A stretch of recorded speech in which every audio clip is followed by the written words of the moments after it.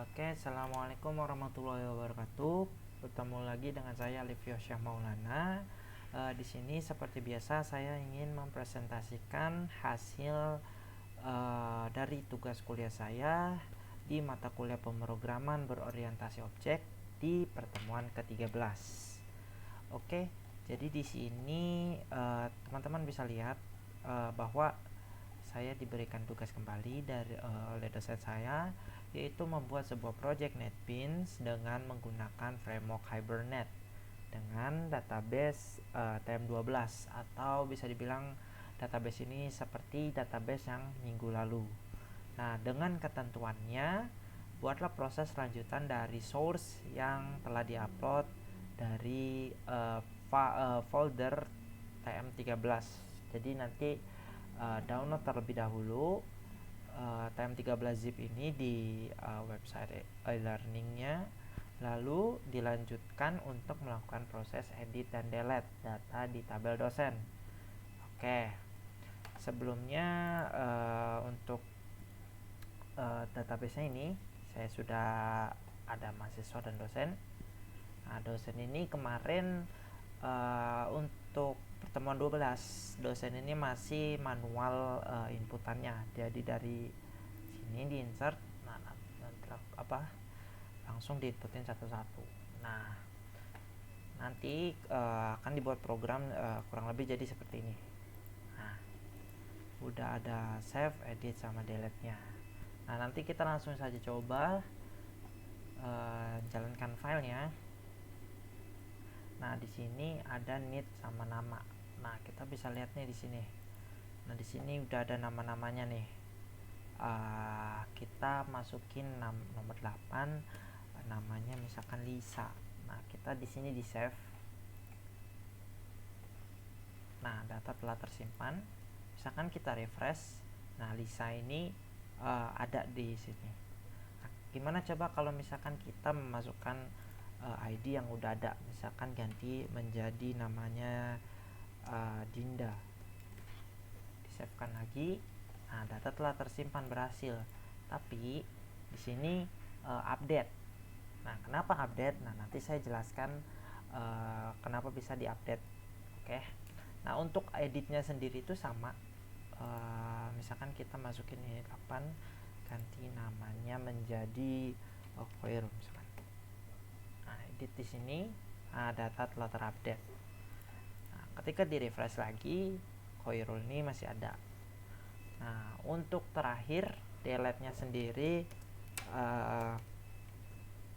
seperti ini. Nah, delete, data telah dihapus.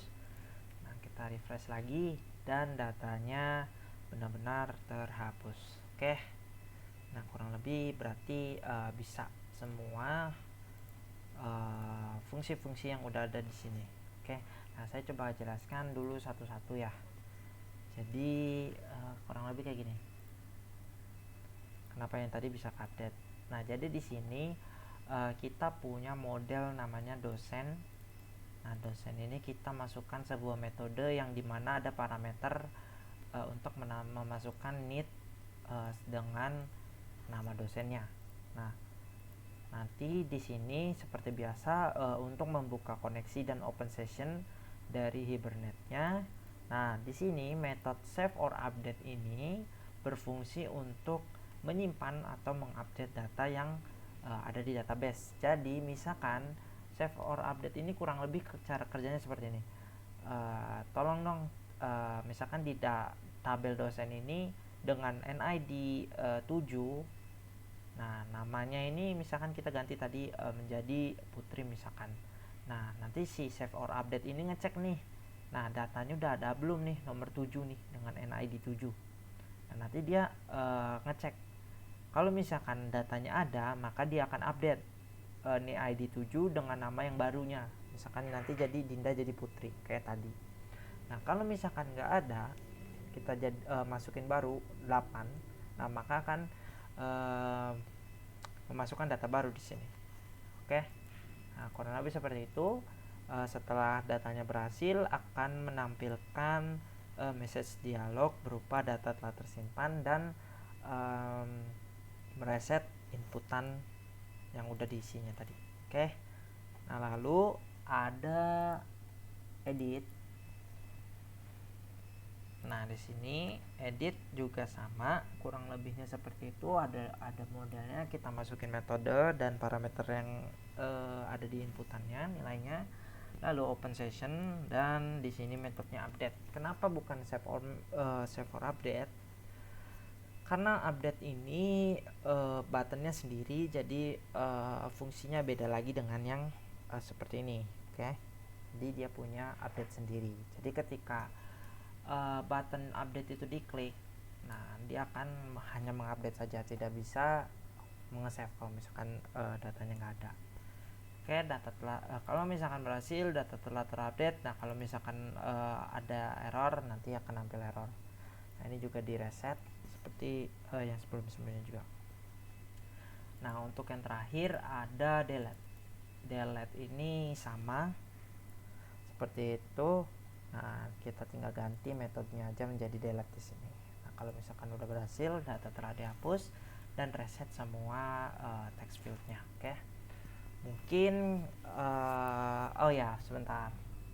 Jangan lupa di sini set untuk mengecek terlebih dahulu ya, apakah udah sama apa belum untuk modelnya, untuk tabelnya, dan di sini ada Hibernate untuk settingan Hibernate-nya untuk mengkoneksikan dengan database-nya. Oke.